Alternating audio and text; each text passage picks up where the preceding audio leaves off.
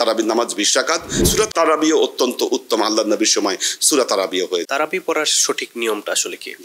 দেখুন, তারাবি পড়ার সঠিক নিয়ম হচ্ছে, তারাবির নামাজ হলো 20 রাকাত। 2-2 4 রাকাত নামাজের পরে একটু বিশ্রাম হবে, সেখানে কিছু তসবিহ তাহলিল আছে।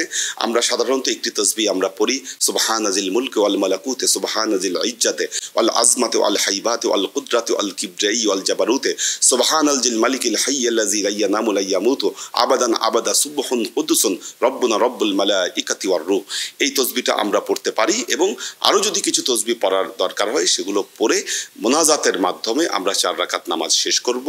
এইভাবে আমরা মোট 5 বার বিশ্রাম দিব। 5 মোনাজাতে আমরা 4-5 20 রাকাত নামাজ আমরা শেষ করব। যদি কোরআন খতম করা সম্ভব হয় তবে এই তারাবির নামাজে 1 খতম কোরআন খতম করে দেওয়াটা উত্তম। যদি কেউ মনে করেন যে না, তার পক্ষে খতম তারাবি পড়া সম্ভব হচ্ছে না বা খতম তারাবি পড়তে পারছেন না, তিনি সূরা তারাবি পড়বেন। সূরা তারাবিও অত্যন্ত উত্তম। আল্লাহর নবীর সময় সূরা তারাবিও হয়েছে। এটি আপনি পবিত্র কোরআনের যে শেষ দিকের যে সূরাগুলো আছে, ছোট ছোট যে সূরাগুলো আছে, সেগুলো দিয়ে আপনি নামাজ আদায় করতে পারেন।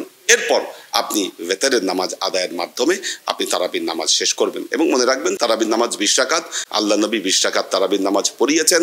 আমাদের সাহাবায়ে কেরাম 20 রাকাত তারাবির নামাজ পড়েছেন, এবং বাকি যারা ইমাম যারা রয়েছেন তরিকতের বা শরিয়াতের, তারাও কিন্তু 20 রাকাত তারাবির নামাজ আদায় করেছেন। সুতরাং আমরা 20 রাকাত তারাবির নামাজ আদায় করব।